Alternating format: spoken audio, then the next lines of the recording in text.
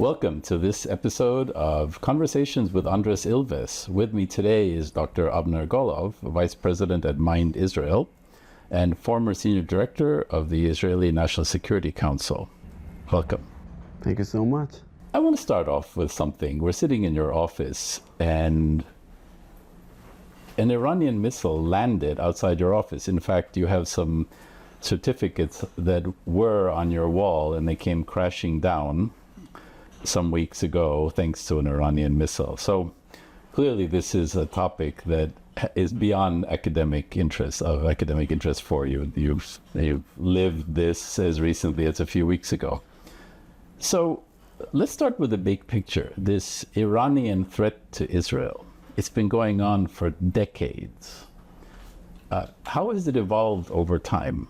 So I think it's a good question because the war between Iran and Israel was not launched on June 12th by an Israeli strike. It was launched many years ago. You can go back to the new regime, Ayatollah regime in Iran that started the hatred campaign against Israel, calling publicly to wipe out Israel off the map, to destroy Israel. They even, fixed a big clock in the center of Tehran, counting down to the destruction of Israel. So, and by the way, they were developing all the tools to make it happen. So, this is where the war really started between Iran and Israel. A pure Iranian initiative, because before this regime, took over Iran, Israel's best friends, or one of his best friends, was the Iranian country under the Shah. So this is where this war was started. It was really developed and accelerated after October 7. Nobody told the Iranians, guys, you need to be part of the party after the massacre that Hamas conducted to the villages in southern of Israel. They decided to join the party to encourage and support Hezbollah by launching attacks on Israel, saying we have empathy to the Palestinian campaign, to Hamas. They was joining the big war against Israel. We know today, in fact, that behind the scenes they have a big plan of how to destroy Israel with a multi-front attack, well coordinated. Fortunately for us, Sinwar decided to do it much earlier than expected and before it was ready. But today we understand it was part of a big plan how to destroy Israel. Twice in this war, Israel was struck by Iran, two big, massive missile attacks, the largest since World War II, twice against Israel.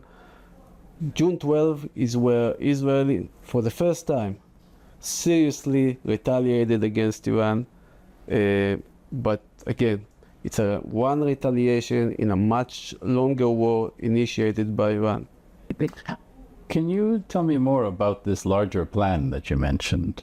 So today we know that behind the scene, Hezbollah, who was the main actor in the region, and Nasrallah himself was one of the leading forces behind it, was coordinating a plan to attack Israel from several fronts simultaneously. Iran is behind the scenes.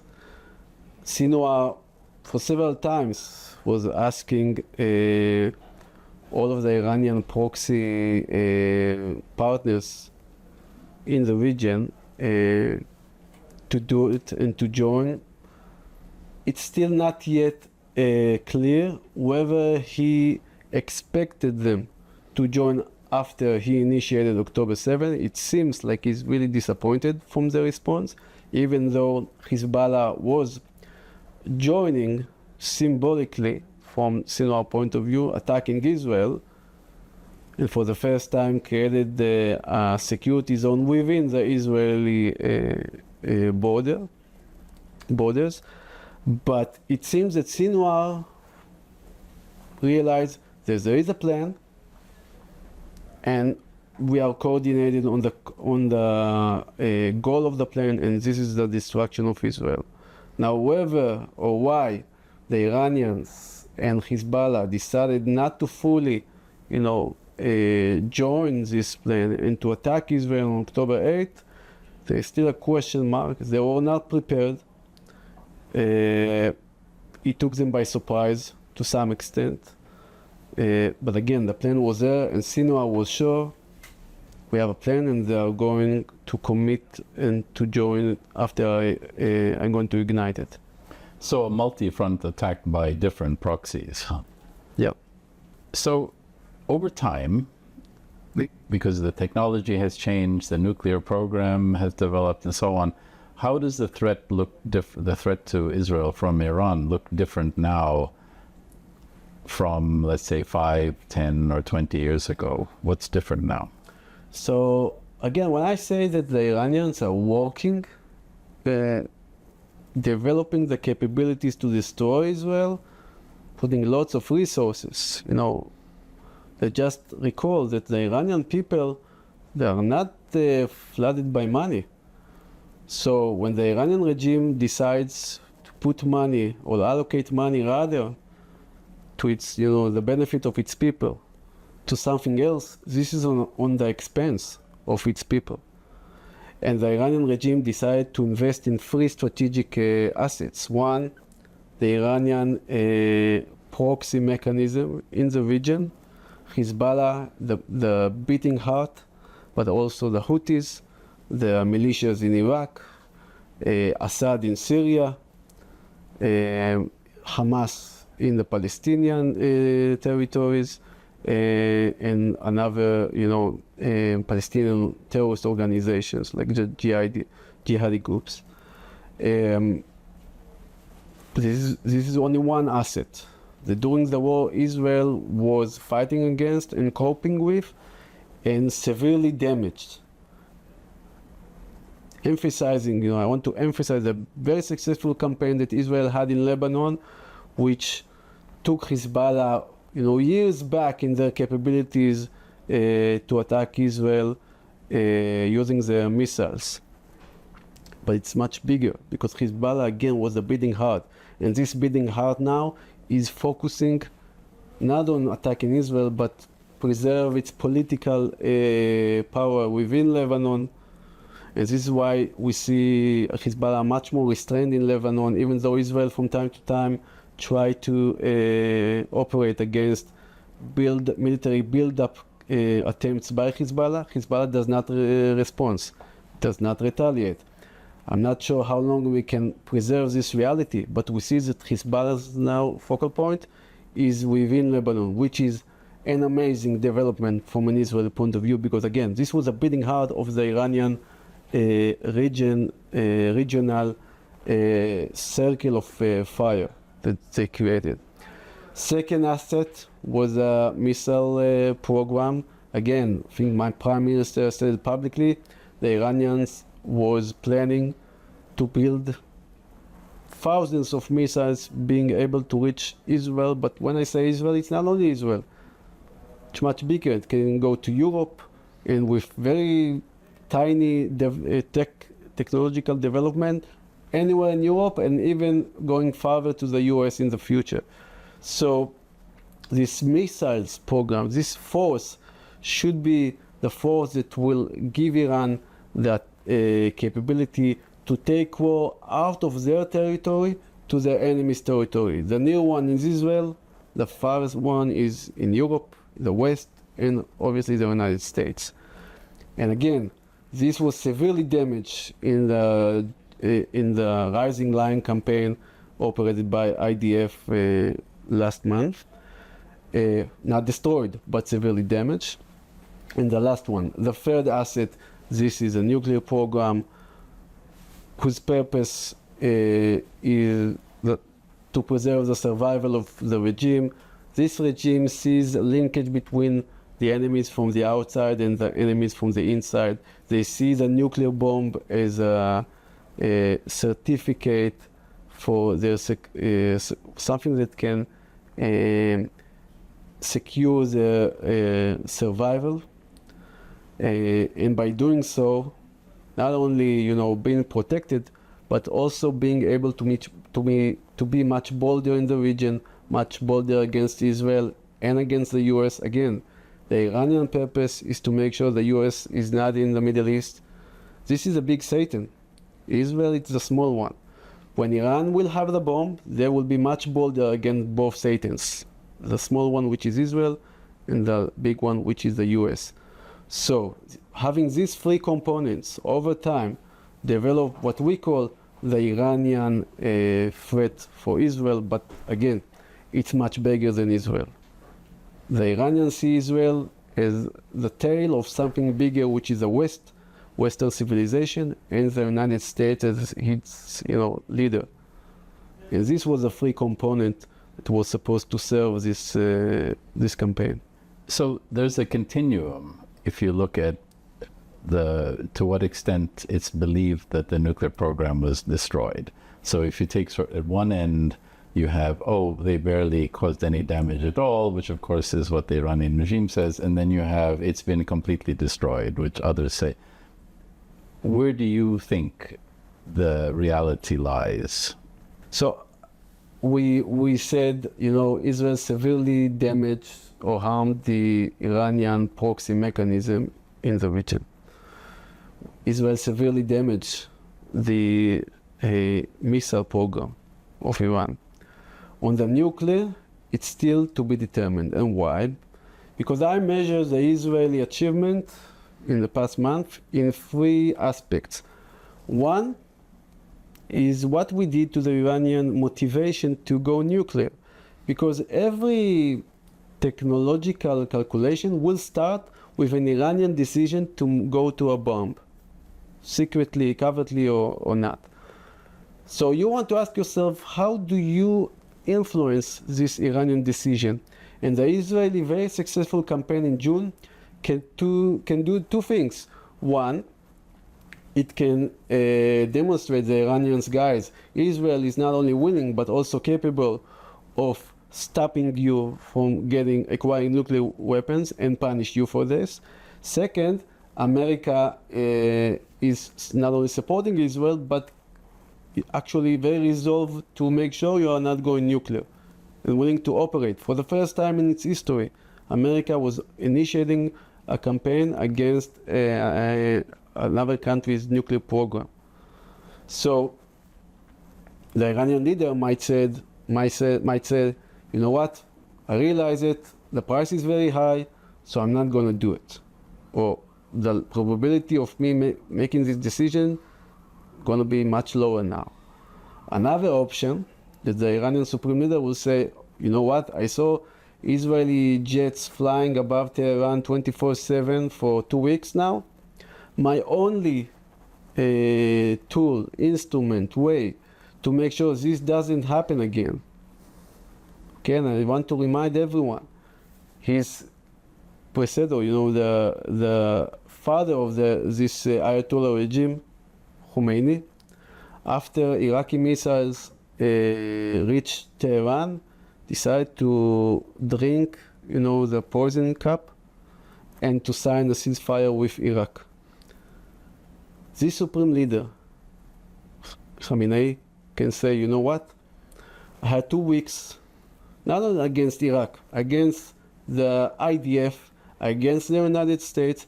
Not only that I didn't drink this cup, I had the Americans coming to me and ask for a ceasefire.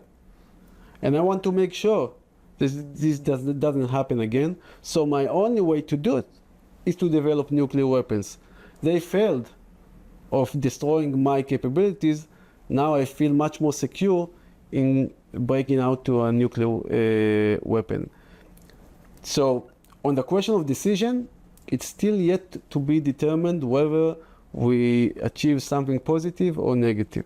But on the other two aspects, which is one, weaponization, because in the end of the day, You can have enough fusel material, enough material for a bomb, but if you don't know how to explode it and to make a weapon out of it, you did almost nothing in terms of geopolitics. So in terms of weaponization, this is where Israeli achievement, did really good in terms of knowledge, in terms of infrastructure, took the Iranian capability back significantly. And the third aspect, which is enrichment, here I think the spectrum to begin with was a very narrow one. There were 2 weeks from enough material from a nuclear bomb, fusel material for a nuclear bomb. Now they are several months away from it. It's not 1 year or more like we want to in terms of enrichment, but in comparison to where the Iranian war on June 12, we're in a much better position. So again, the big picture, we have 2 big achievements on 2 aspects. The third one, which is the Iranian decision, which is, I think, the most important one, still needs to be determined. And it's not only needed to be determined, we need to work on this. We need to make sure, and I'm very happy, very glad that the American president and his team remind us every week that they are committed to make sure Iran doesn't have nuclear weapons, because this what will influence the Iranian decision. If I can ask a hypothetical question, if there were a different regime in Iran for whatever reason, or if they completely decide to drop this commitment to destroying Israel from their agenda, then what threats would be out there still to the state of Israel if you took away the Iranian factor? I think you change the Israeli strategic landscape entirely. Yes, today there are people in Israel who start thinking about the political Islam threat to Israel. We see the Muslim Brotherhood operating successfully in Syria, supported by Erdogan's government, by Qatar and Qatari money, influencing, trying to influence more to gain more influence in Jordan, in Egypt, in Israel. In the first, session of knowing the Middle East, you have one law, which is make sure the Iranians don't build a bridge between east to west, from Iran to Iraq to Syria to Israel, Lebanon and Israel, and make sure political Islam doesn't have a crescent starting from the north all the way to the south, so Turkey, Syria, Jordan and Egypt. I think in terms of the Iranian bridge, it was breached. We need to work hard making sure that they don't build it again. It's going to be hard. They're going to push for it. Jordan is a significant player on this regard, and we are not doing a really good job. But and this is my, still my number one threat, Iran. But my second threat is making sure that the political Islam doesn't build this crescented. And here they have very solid presence in Syria now, just kind of worrisome presence in Jordan. The Egyptians are taking good care of it now, but we need to make sure this doesn't erupt. Turkey is playing behind the scenes, but also publicly. Qatar, joined by American support. I think this is a problem we need to discuss among, we are good friends in Israel and America. We need to discuss it because, again, this is not only a threat to Israel, it's a threat for the region, it's a threat for your education system in America. But putting this aside, the fact that you not have Iranian nuclear threat, regional proxy mechanisms that operating not only against Israel but also against America's partners in the region, Saudi, Emirates, Bahrain, just name it, Iraq, Syria, Lebanon, it will change the strategic landscape significantly, making, allowing the Middle East to be like President Trump's vision, to be a place of technology rather than terrorism, to be a place where you build houses rather than destroy houses. The power, the force is that not only pushing for destruction but enjoying and gaining out of it is Iran. So this is a different Middle East with a different Iran. And I want to say something, you know, I shared with you personally. I remember my grandfather, he told me, you know, in the first years of Israel, we didn't have much friends, especially not in the Middle East. The Iranians were very unique in this regard, a very close state to the new established Jewish state of Israel. And he told me about the connection between the Persian culture and the Jewish culture. You know, the Persian king who allowed the Jewish people to come back again and build the second Temple Mount. The Persian literature which secured the Jewish thinking throughout the years. So, and I think this friendship, which is many years, you know, old, will over time gain victory and prevail this hostile regime that we have in Iran that not only, you know, is against Israel, but it's against everything that we believe in the West. I truly believe that the Iranian people deserve better. They will have a better leadership, and when this day will arrive, you will not see a better partnership in the Middle East than the Israeli Iranian one. In the region, it's interesting that friends and foes often aren't neighboring. You know, you have these threats, Houthi missiles, well, they're not even close to Israel. They're also not even close to Iran, geographically speaking. So when Houthi missiles come, they have to travel over, presumably, Saudi territory. How does the fact that there's a launch pad that for missiles that are coming across another state's territory, what's the Saudi role in that, and how do they deal with it? So I'll let the Saudis to gain their own prestige. I think they deserve one, but I will allow them to speak about what they are doing and what they are not doing. I'll just say this. I think the Iranian managed to create a very successful regional security framework which operated at least 3 times. Two against the 2 Iranian attacks on April and October 2024, and the last Israeli campaign in Iran. You saw the Middle East, the good forces in the Middle East defend together against the Iranian missiles. And again, this mechanism was never designed to protect Israel. It was designed to protect the partners of the United States in the region, American forces in the region, and stability in the region, allow them to bring prosperity and to make the Middle East once again one of the leading regions in the world.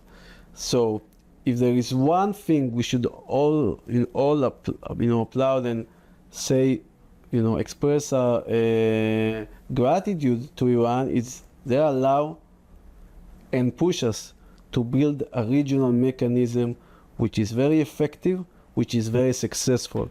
You see NATO in Europe, you see other,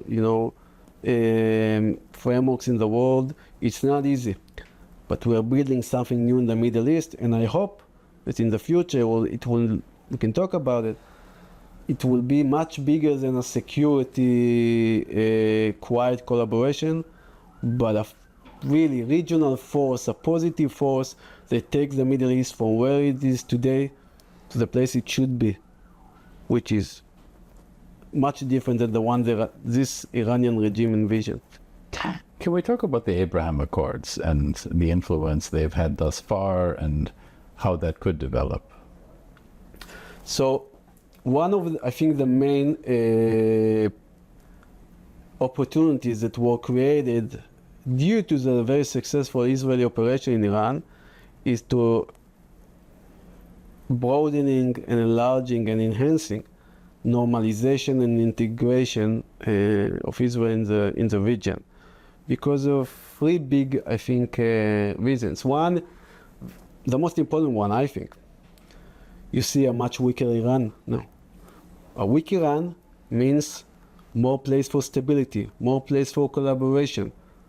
Countries feel more secure, they are willing to work together to build their economies, the technology, etc. Second is American commitment.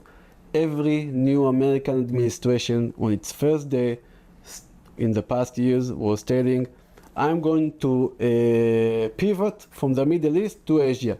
And your partners were looking at you, my American friends, and I worked with my 2 American administrations. We really appreciated, and I know how dear Israel is to their hearts and how committed they are to Israel's security and to the Middle East.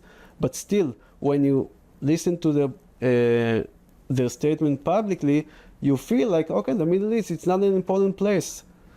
If you are Iranian, this is good news. If you are American friend, if you are a good, positive force in the region, this is a very bad news for you.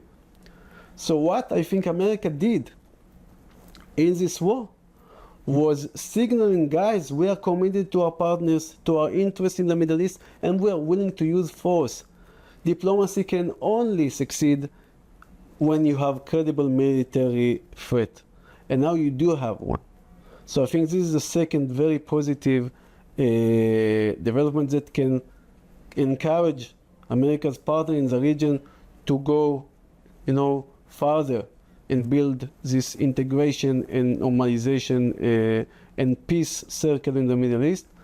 And the last one, I think it's Israel. Once Israel feels more secure, and we talked about once the Iranian threat is still there, it's going to be there, they're going to invest, in building their forces again. We need to be ready for a second round, hopefully, that they will not initiate. We all need to work in this and to deter Iran from making this happen. But when Israel feels more secure, Israeli public will support more concessions needed in order to go and promote normalization and integration in the region. After October 7, Israel's security doctrine was collapsed. We were educated that we are going to build an iron wall, beyond us, going to protect us. Our enemies are going to be crushed on this wall over and over again. One day they decide, let's stop doing it, and if they are smart, they will come and make peace with us. On October 7th, this wall was collapsing. Israelis, we are willing to do many things in the region, but the most important thing is to allow Jewish people to live secure in their homeland in Israel. If you don't have this, you cannot speak with Israelis about anything else. And I think, thinking about what we have experienced from October 7, today Israelis feel more secure. I think they will be much more receptive to think about their role, how to promote integration, normalization, peace, stability, economic, tech development in the Middle East. They look on the Middle East today as their neighborhood, not, an hostile arena which they don't belong to. And I think this is a big opportunity. We need the leadership to take us there, which I think is still we're still lacking in this. But I see the opportunity because of the big successful campaign against Iran. So you see the security strategy changing for Israel as a result of this 12-day war? I see the ground rendering into something that we can work with. I see it in the professional echelon, the discourse. Israeli public will have to choose. Our ethos is that we are a villa in the jungle. We are trying to create an island with stability and prosperity in an ocean of instability, wars, famine. I think we should change this perception and to be a partner which comes with assets to its partners. If you are a partner, you need to behave as part of partnership. This is a different Israeli mindset. I think there is the conditions to make this shift were created. Now we need the leadership to take us there. We in Mind Israel pushing for it. Because if Israel cannot maintain the story of the war forever, if we are going to stick with the story of the war, we are going to be a villa in the jungle, isolated island, but this is not the vision I want to see. This is not the vision I envision for my children, for the people of Israel. Israel should be part of the Middle East, should be a leading role in the Middle East, should work with their partners in Europe and with the most important ally, the United States. This, my grandfather who established the state of Israel, he only wanted a safe haven for the Jews, that's it. And was dreaming about, a flourish economy and some kind of technological advantage. Israel can be an asset for America to win the battle over the world order, to maintain its technological superiority vis-a-vis the adversaries. Israel can play a role in shaping how this world is going to look like. This was never part of the Zionist dream. They didn't even dream about it this far. And we have this opportunity today, and we should catch it with two hands. There have been two recent dates really seared, I'm sure, in Israelis' memories, October 7th, and then, of course, the most recent war in June of 2025. In terms of the consciousness of the people that you talk to, which one is more on their mind? I think it's a very good question. But I want to sharpen your observation. Israel, under this title of war in the past 2 years, is fighting two different wars.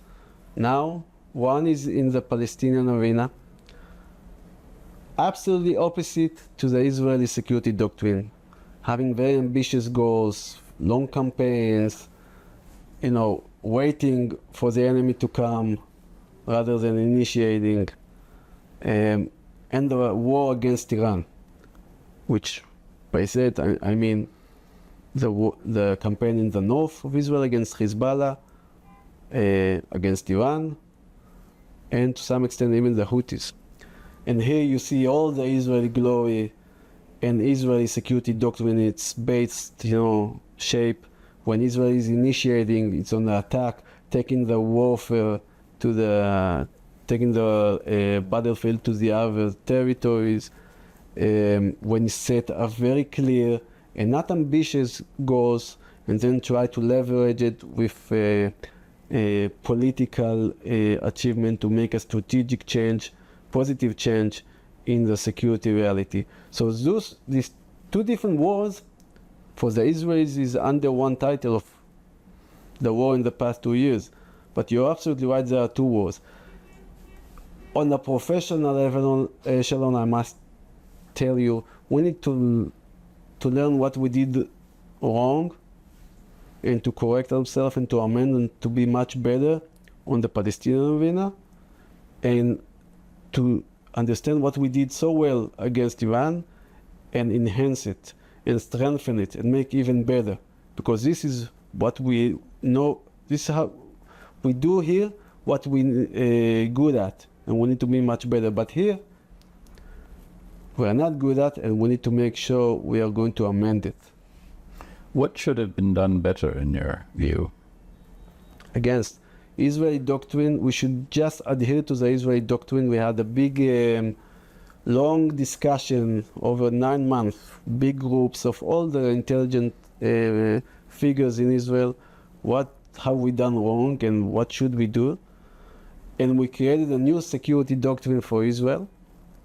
And we tested it twice. One is Lebanon, the second one is Iran, realizing that when we are doing initiating the campaign, don't wait for our enemies, set humble goals, military goals, and leverage it with political, complementary political campaign. This is where Israel is at its best. So do this, more of this, using your air force, your intelligence, ground maneuvering. We realize, demonstrating to the entire world, but also to ourselves, we are willing to conduct a ground campaign, to pay in the most painful price that we can pay, the lives of our sons and daughters and friends and enemies. Anyone in Israel knows someone not only killed or murdered on October 7, but casualties, people that mentally ill or physically ill. And we are paying this price, and we are willing to pay it in order to make sure that the Jews will have a safe haven. This is something that we reveal to ourselves. So, but we need to do it with a clear strategic goal and a clear strategy how to make it, the right way, which is how we do it with Iran, and not in the wrong way. And this is exactly what we are doing in the Palestinian arena. So, if you ask me, I can share with you the theoretical discussion, and not only have this concept of iron wall and waiting for our enemies to crash on this wall, but start operating beyond the walls. And here, this is a big Israeli debate. Most of the Israelis today feel a little bit insecure, will tell you, we need safe zone 360 degrees beyond Israel. So Lebanon, Syria, even Jordan, West Bank, obviously, Gaza. We need to create the security zone to make sure that if the war comes to the worst, we don't, our people are not going to face massacre again. It's not going to happen, never again. Today in Israel, never again means something else than the one that we refer to when we use it 3 years ago. I think this is a part of the trauma that the Israeli society was undergoing.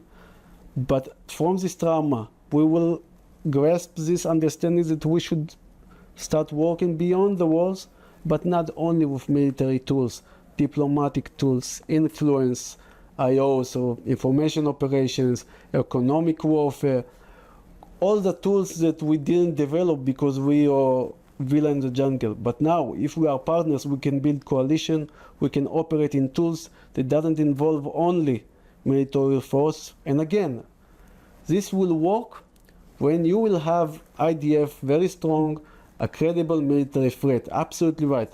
But it should not be only this. And I think this is where I see the big opportunities. This is why I think we need to build partnerships.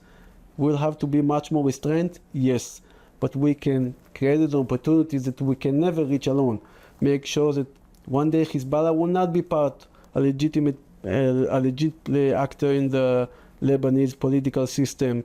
Change Syria, build something new with Jordan, Saudi Arabia, UAE, create the tech hubs that Trump, is envisioning for the Middle East. We can laugh about it, but he's creating a tech hub in the Gulf with all the geography, and the energy and the financial resources. They are lacking of innovation, of skills that we have in Israel.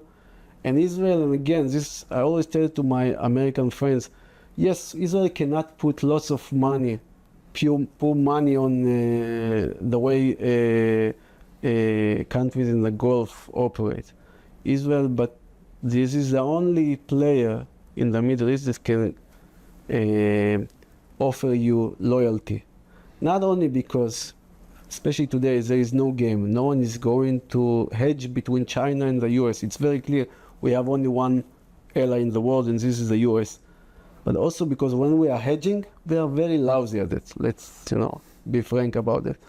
So we are not going to do it. So we can bring you loyalty, and it's worth much more than money these days. Dr. Avner Golov, thank you so much. Thank you.